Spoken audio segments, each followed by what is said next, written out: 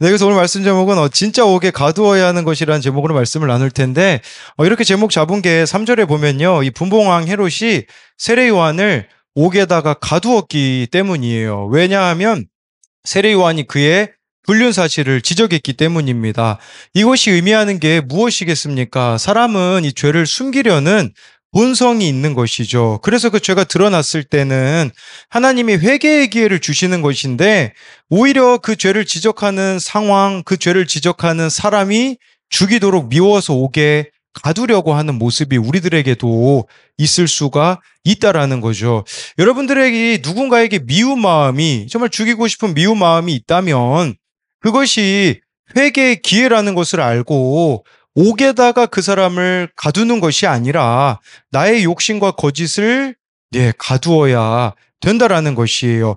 오늘 우연히 그 2월 17일부터 큰 산 깨기 챌린지라고 있더라고요. 이것은 강남중앙침례교회 담임 목사님이신 최병락 목사님이 우리가 인생을 살다 보면 우리 앞을 가로막는 큰 산과 같은 10가지 산들이 있다고 하더라고요. 그거를 깨는 것을 이제 2월 17일부터 함께 해보자고 이렇게 챌린지를 만들었는데요. 이 10가지가 무엇이냐면 10가지 산이라고 표현을 했는데요.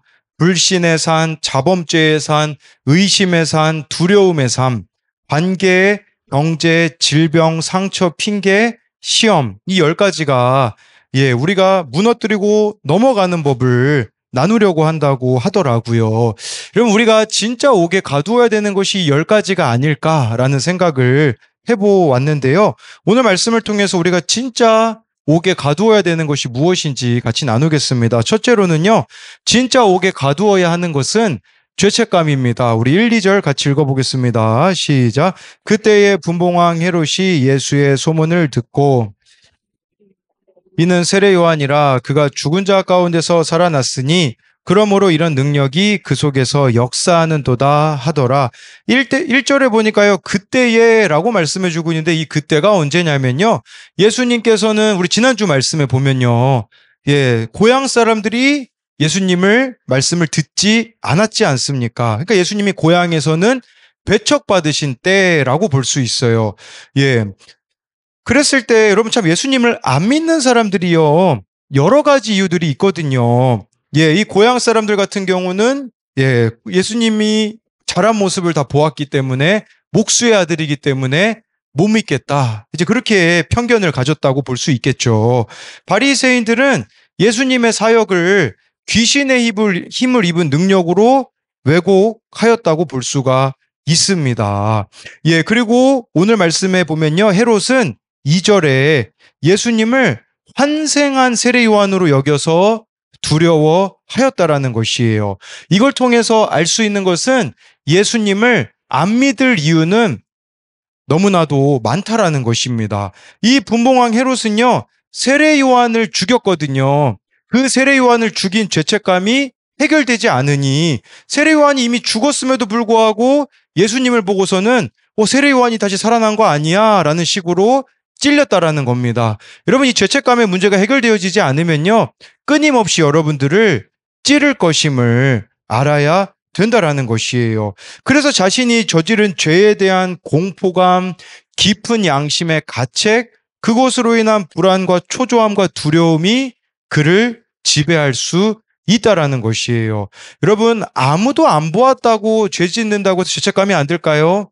아닙니다. 내가 알고 있는데 어떻게 죄책감이 안 들 수가 있겠습니까? 그가 또 분봉왕이면 뭐합니까? 두려움에 쫓겨다니잖아요.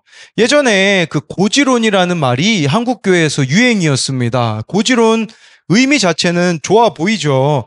높은 곳을 기독교인들이 점령하자라는 거예요. 높은 곳에 올라가서 사장이 되고 회장이 되고 대통령이 되고 국회의원이 되자는 거죠.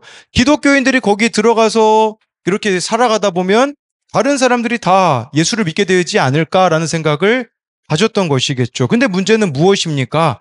높은 곳에 올라가느라고 다 타협해 버렸다라는 겁니다. 세상과 타협해 버렸기에 높은 자리엔 올라갔을지 모르나 그 자리가 예수님을 나타내는 자리가 아니라 두려움에 쫓겨버리는 자리가 되어 버렸다라는 것이죠. 여러분, 진정으로 복된 인생이 뭘까요? 그것은 바로 시편 32편 1, 2절에 나와 있습니다. 우리 같이 읽어보도록 하겠습니다. 시작.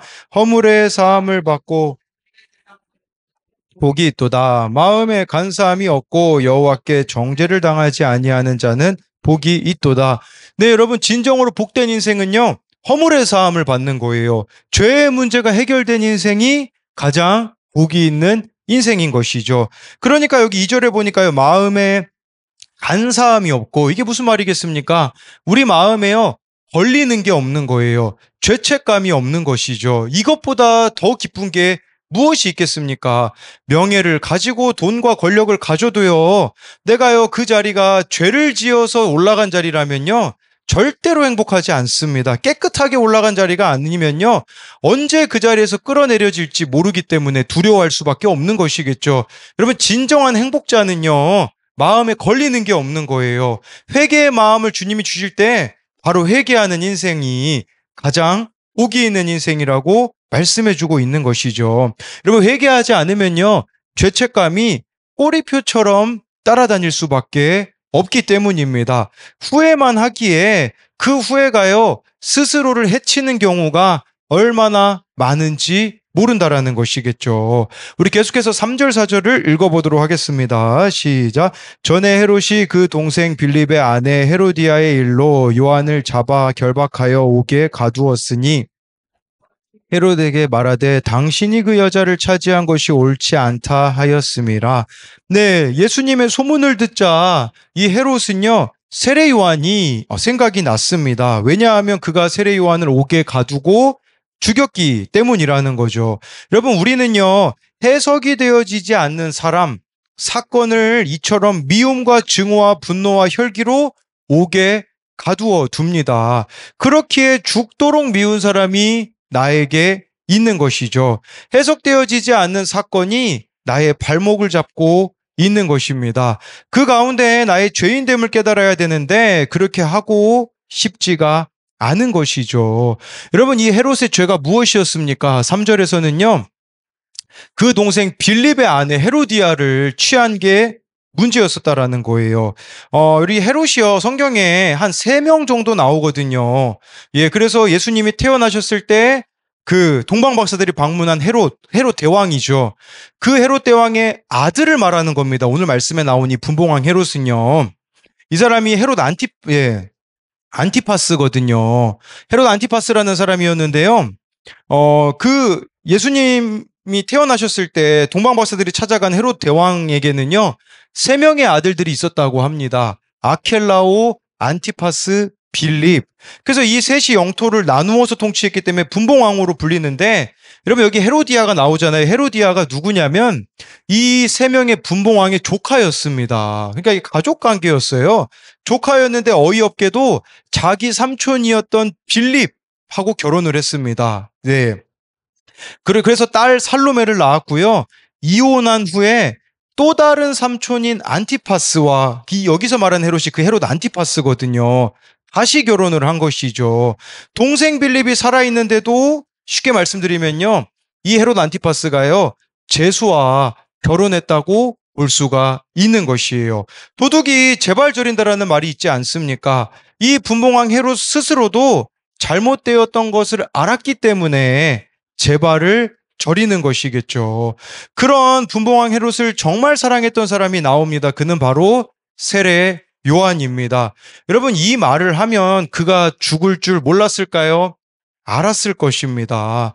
그런데 정말 세례 요한은 이 분봉왕 헤롯이 돌이키기를 원했던 것이죠. 세례 요한은 예수님 오실 길을 준비했던 사람이지 않습니까? 그랬기에 그는 어떤 삶을 살았습니까? 먼저 스스로가요, 예수님 오실 길을 준비하는데 걸림돌이 되는 것들을 제거하는 삶을 그는 살았습니다. 마태복음 3장 11절에는요, 예수님에 대해 그는 이런 말까지 해요. 나는 그의 신을 들기도 감당하지 못하겠노라. 늘 이 세례 요한은요, 예수님을 앞세우며 살았던 사람인 것이죠. 여러분, 예수님을 앞세우며 산다는 게 무슨 말일까요? 예수님은 말씀이 육신이 되신 분이기 때문에 저와 여러분들이요, 말씀을 앞세워서 살아가는 것이에요. 예, 그렇기 때문에요, 말씀이 말하라고 하면 말하는 거고요. 나의 감정, 나의 상황, 나의 환경과 전혀 상관없이 말씀을 따라가는 것이 바로 세례 요한의 삶이었었다라는 것이죠. 세례 요한은요, 사생활도 없었던 사람입니다. 그의 아버지가 제사장 사가랴였기 때문에 다른 종교 지도자들처럼 호화롭게 살 수 있었습니다. 그렇지만 그는 호화로운 삶이 아닌 광야를 선택했습니다. 화려한 음식이 아니라 험한 음식인 메뚜기와 석청을 먹었던 사람입니다. 좋은 옷이 아니라 낙타토록과 가죽띠를 띠고 살았던 것이죠. 분봉왕 헤롯이 잘못 가고 있다는 것을 다른 사람들은 몰랐을까요? 모든 사람들이 알고 있었을 거예요. 그렇지만 이 분봉왕 헤롯이 다른 사람들은 무서워서 침묵하고 있었던 것이에요. 여러분, 우리가 누군가에 대해서 침묵하게 되어지면요, 그 사람은 지옥에 갈 수 있다라는 것을 아셔야 하는 것이에요. 그렇기 때문에 세례 요한은요, 침묵할 수가 없었습니다. 저 분봉왕 헤롯이라고 할지라도 정말 회개하고 천국 가기를 그는 바랬기 때문에 이처럼 말해 주었다라는 거죠. 왕의 잘못을 지적하면 얼마나 큰 불이익이 오는지 모릅니다. 그러나 그를 정말 사랑했기에 그는 다른 사람이 할 수 없는 말을 하였습니다. 우리 또한 정말 누군가를 사랑한다면 할 수 없는 말을 해야 합니다. 할 수 없는 행동을 해야 하는 것이에요. 그 사람의 구원을 위하여서 여러분, 말과 행동을 하라는 것이에요. 이것은 나의 옳고 그름을 이야기하라는 게 아니라 어떻게 하면 그 사람이 돌이킬 수 있을까에 대해서 생각하라는 것이에요. 저도 예전에는 잘못된 것이 있으면 바로 이야기했었거든요. 바로 이야기하면요, 안 받아들여지는 사람들이 참 많더라고요. 그럼 제가 지금 어떻게 하냐? 참아요. 우선은 인내합니다. 그리고요, 그냥 이야기하지 않아요. 뭐 카톡으로 하거나 뭐 전화로 하지 않고요. 제 안에서 혈기가 죽어진 채로 얼굴을 보면서 이야기를 합니다. 이게 참 중요하더라고요. 말하는 게요, 그냥 내가 막 분노가 일어나면, 여러분, 이게 혈기로 말하는 건지 사랑으로 말하는 건지 상대방이 어떻게 반응하는지를 보면 알 수 있거든요. 정말 좋아요, 여러분들이요. 사랑으로 이 말을 할 때까지 죽어지셔야 돼요. 그렇게 지금 세례 요한이 헤롯에게는 이 방법이 필요했기 때문에 그렇게 말해 주었다라는 것이겠죠. 여러분, 우리가요, 왜 구원의 역사가 내 삶과 가족과 교회와 세상 가운데에 일어나지 않고 있습니까? 우리가 침묵하고 있기 때문이며 무관심 때문이 아니겠습니까? 여러분, 제가 보니까 역사 속에서 있잖아요. 정말 이 역사가 막 막장으로 갈 때에 꼭 막는 사람 딱 한 사람이 있더라고요. 근데 그 막는 사람 한 사람이 대부분 그리스도인인 경우들이 너무나 많더라고요. 다수가 여러분 이기는 것 같아도요, 한 사람이 믿음으로 서 있으면요, 이길 수 있더라고요. 근데 우리가 그 한 사람이 지금 되고 있지 않는가? 나는 지금 가정 가운데 세례 요한이 되고 있는가? 나는 우리 교회에서 세례 요한이 되고 있는가? 나는 세상에서 세례 요한이 되고 있는가? 이걸 보셔야 돼요. 우리 그리스도인들이 침묵하기 시작하면서부터 지금 나라가 어려워지고 있는 게 아닌가도 우리가 생각해 볼 수가 있는 것이겠죠. 어제 뉴스 기사에 그 강원래 김송 부부에 대한 부분이 나오더라고요. 강원래 씨는 댄서 출신 가수로 구준혁과 함께 클론이라는 그런 가수로 활동했잖아요. 2000년도 오토바이 운전 중 불법 유턴 차량과 충돌해 하반신 마비 판정을 받습니다.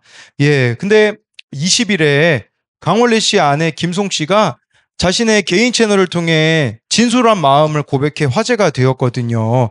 이 김송 씨는요, 아들과 교회 다녀왔음을 알리면서 지금 힘에 겨워 벗어나고 싶은 상황은 이렇게 쓰면서 매일이었지만 반복되는 일상이 되니 그러려니 하게 되었고, 예전에 하나님을 믿기 전에는 가정이고 뭐고 다 때려치우고 이혼으로 벗어나고 싶었다고 진심을 밝혔습니다.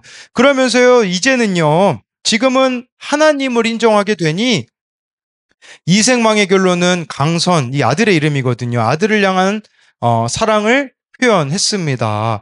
그러면서요, 남편에게 홀리고 반해서 말 그대로 남편을 숭배했다. 그래서 사로잡혀간 지금의 삶이 내 삶의 결론이 맞다라고 생각을 전했습니다. 그러면서요, 정말 예수님 믿기 전에는 그녀가 지옥을 살았다라고 이야기를 하더라고요. 그러면서 마지막 부분에 이런 이야기를 했어요. 가짜 구원자를 찾다가 진짜 구원자이신 예수님이 만나 주셨으니 내 삶의 빛이 AD가 확연히 다르다. 인간의 사랑은 한계가 있고 좋았던 기억보다 고통스러워했던 기억이 많았지만 주님의 사랑은 세상이 줄 수 없는 평안 그 자체였다. 그래서 감사하다라고 고백을 하더라고요. 여러분, 이 김송 씨가요, 남편을 미움이라는 옥 속에 가둘 수 있지 않았겠습니까? 그러나 그 가운데 자신의 죄를 본 것이죠. 다른 사람을 미움으로 옥에 가두기보다 그 가운데에 정말 내 죄를 보아야 되는 것이에요. 그래서 이것에 대한 두 가지 적용 질문은요, 말씀 묵상을 하고 예배를 드려도 죄에 넘어지는 나를 보며 죄책감에 시달립니까? 죄의 문제는 오직 하나님만이 해결해 주실 수 있음을 믿습니까? 또 한 가지는요, 나의 잘못을 지적해 주는 말에 귀 기울입니까? 듣고 싶은 말만 들으면 내게 충고하는 사람을 헐뜯고 멀리하진 않습니까? 이 두 번째는요, 여러분들에게는 세례 요한이 있냐라는 뜻이에요. 정말 세례 요한과 같이 내가 잘못된 길로 갈 때에 이야기해 줄 수 있는 사람이 있으며 그것을 달게 받아들일 수 있느냐라는 것이죠. 두 번째로는요, 진짜 옥에 가두어야 하는 것은 나의 자아입니다. 우리 5절을 같이 읽어보도록 하겠습니다. 시작. 헤롯이 요한을 죽이려 힘으로 그들을 두려워하더니 세례 요한은 자신이 죽어지는 선택을 하였습니다. 그래서 분봉왕 헤롯의 불륜 사실을 이야기하였죠. 이렇게 내가 죽어지는 적용을 하면 우리는 무슨 기대감이 생기냐면 저 헤롯과 같은 내 배우자가 저 헤롯과 같은 나의 자녀가 변하겠지라는 생각을 할 수 있겠죠. 그런데요, 현실은 그렇지 않았다라는 겁니다. 여러분, 이 땅에 가진 것이 많고 누리는 게 많은 헤롯 같은 사람이 천국에 관심이 있겠습니까? 그런데요, 여러분들이 이때 잘 죽어 주시는 모습을 보여주셔야 돼요. 왜냐하면요, 어떤 인생이든요, 망할 때가 오거든요. 그럼 그때에 돌이킬 수 있는 기회가 있는 것이에요. 지금 변화되어지지 않는다고 우리가 좌절할 게 아니라 하나님의 때에 하나님이 반드시 변화시켜 주실 거라는 거겠죠. 네, 그래서 헤롯은요, 죄를 지적받고 요한을 죽이듯이 가진 게 많은 사람은 자기 것을 잃을까봐 두려워서 복음을, 말씀을 거부합니다. 하나님께서는 세례 요한을 통해서 헤롯이 회개함으로 죄책감으로부터 자유하기를 원하셨거든요. 그러나 분봉왕 헤롯이 거절을 하니 사건을 보내세요. 여러분, 하나님이 우리를 회개로 인도할 때는 사람과 사건을 보내신다라는 걸 알아야 되는데 6절에 보면 그 사건이 나와 있습니다. 우리 같이 읽어보겠습니다. 시작. 마침 헤롯의 생일이 되어 그래서 춤을 추어 헤롯을 기쁘게 하니. 네, 여러분, 완벽한 범죄가 있을까요? 없습니다. 영화로도 만들어진 그 범죄가 있어요. 여러분, 살인의 추억이라고 예전에 그 화성 연쇄살인 사건이 있지 않았습니까? 그런데 이게 미제 사건이었거든요. 근데 2019년에 이춘재라고 밝혀지게 되어져요. 왜 그러냐면 그때 이 화성 살인 사건이 있었을 때는요, 과학이 발달하지 않아가지고요, DNA로 사람을 밝힐 수가 없었어요. 그런데 그 증거물을 남겨두고 과학이 발달하게 되어지니 DNA 조사를 교도소에 있는 사람들을 다 했거든요. 근데 거기서 이제 딱 맞는 DNA가 발견이 되어진 것이죠. 그래서 세상에서는요, 숨길 것이 완벽한 범죄는 없다라는 것을 말씀을 드리는 거죠. 제가 이 이야기를 드리는 것은요, 헤롯도 아무리 권력으로 자기 죄를 가리려고 해도요, 완벽한 범죄는 이루어질 수가 없다라는 것이에요. 그 분봉왕 헤롯의 완벽한 범죄가 드러나게 하시기 위해서 하나님은 세례 요한을 보내시고 또 그것을 거절하니 하나님은 사건을 보내셔서 그것을 드러내어 회개하기를 원하셨습니다. 여러분, 그걸 아셔야 돼요. 우리에게 사건이 생기는 거는요, 하나님이 여러분들을 미워해서가 아니라 사랑해서예요. 이 사건이 없다면 나는 회개하지 않을 사람이거든요. 그렇기 때문에 이 사건을 통해서 내가 회개하기를 하나님은 원하시는 것이죠. 그 사건이 바로 헤롯 생일에 일어납니다. 자신이 불륜을 저지른 헤로디아의 딸, 이 딸은 요세푸스 역사가 기록에 의하면 살로메라고 나와 있어요. 예, 그래서 이 살로메가요, 헤롯의 생일 잔치에 춤을 추어 헤롯을 기쁘게 했다고 하는데 무슨 춤을 추었을까요? 그 춤은 아마 음란한 춤이었을 겁니다. 왜냐하면 남성들이 즐기는 연회에 참여하는 여성은 성적인 유의를 제공하는 목적이었기 때문에 이 헤로디아의 딸 살로메가 춘 춤은 부적절한 것이었던 거죠. 이 춤에 넘어가 가지고요, 헛맹세를 헤롯이 합니다. 그게 7절부터 9절에 보면 나와 있습니다. 우리 같이 읽어보겠습니다. 시작. 헤롯이 맹세로 그에게 무엇이든지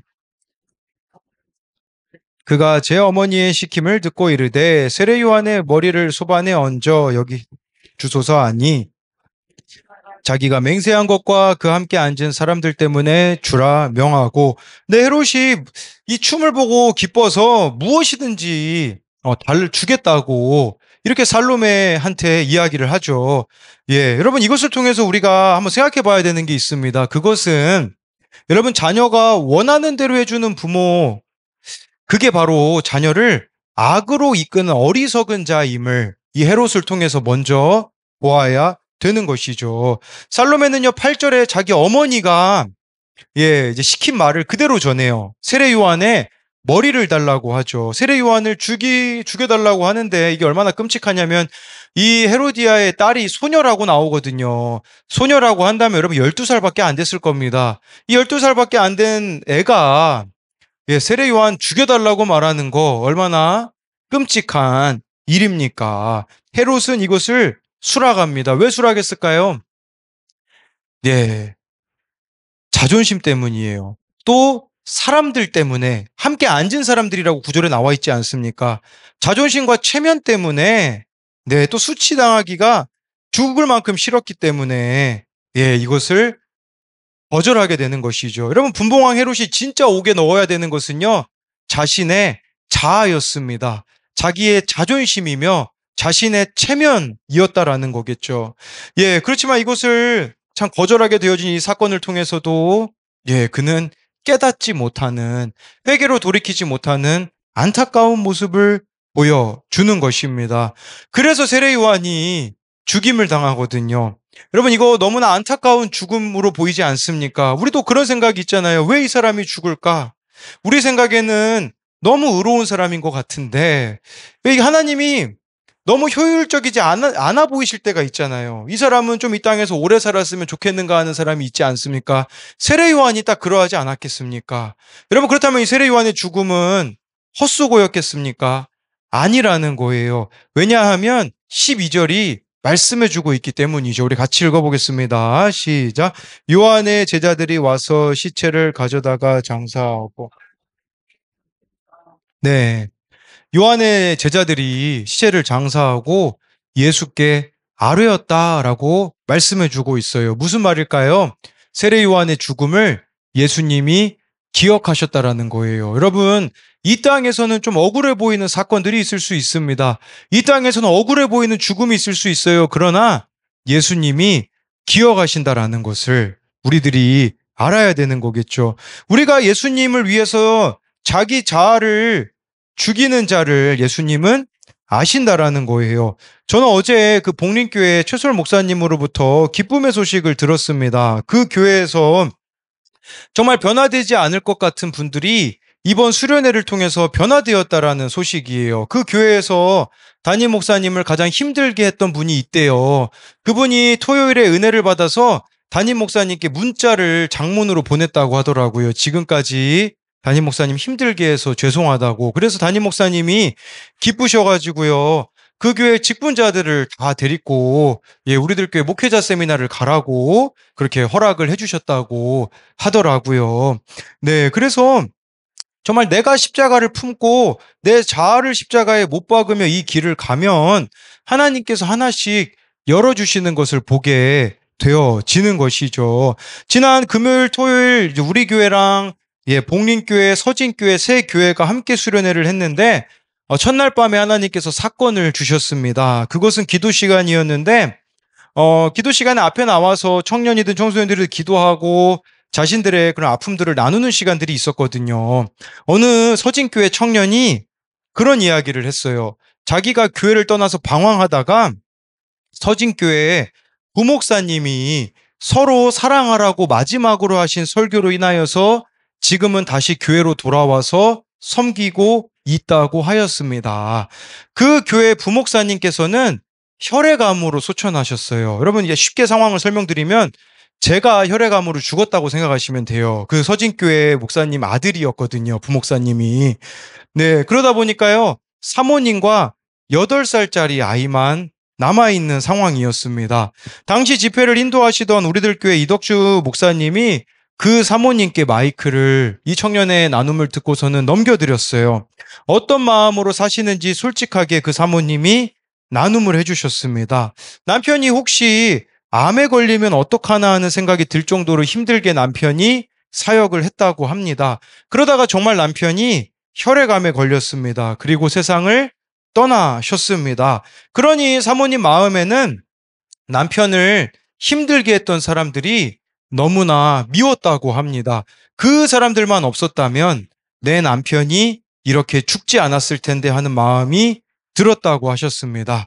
그러면서 최근에 살 소망이 없어서 그저 빨리 죽고 천국에 가고 싶다는 마음이었고 하나님께 드리는 기도가 내 남편을 돌려달라는 기도만 하고 있었다고 하시더라고요. 그런데 사모님께서 그날 말씀이 자신에게 주시는 말씀과 같다고 하시면서 그 사모님과 8살 그 아이가 이렇게 울부짖으며 우는데 참 얼마나 마음이 아픈지 모르겠습니다. 얼마나 큰 슬픔입니까? 그러나 12절처럼 예수님께서는 아신다는 거예요. 어제 최설 목사님을 통해서 들은 사실은 원래 그 사모님도 교회를 그 주만 있으시다가 떠나시려고 하였는데 그 교회 끝까지 남으시겠다고 청년들을 지키시겠다고 십자가를 지시겠다고 이야기를 하시더라고요.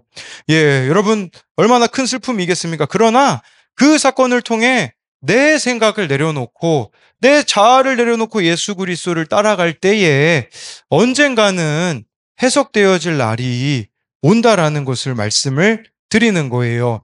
예, 우리 교회 어느 청년이 이런 큐티 나눔을 올렸어요. 수련회를 준비하는 과정 가운데 많은 기대를 가졌지만 그렇지만 그렇지 못하고 악한 마음이 들었던 것을 나눔을 해주더라고요. 저는 이게 그렇게 생각이 되어지더라고요.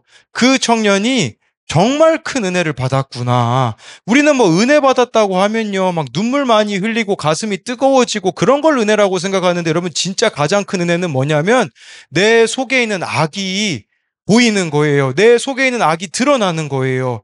그래서 그 악이, 그 죄가 힘을 잃어버리는 것이라는 것을 기억하심으로써 정말 좋아요, 여러분들이 날마다 내 속에 있는 악을 발견하고 자신이 죽어지는 적용을 하면 십자가의 길을 걷는 자들을 예수님께서 기억해 주신다라는 것을 잊지 않는 여러분들이 되었으면 좋겠습니다. 그래서 이것에 대한 2가지 적용 질문은요.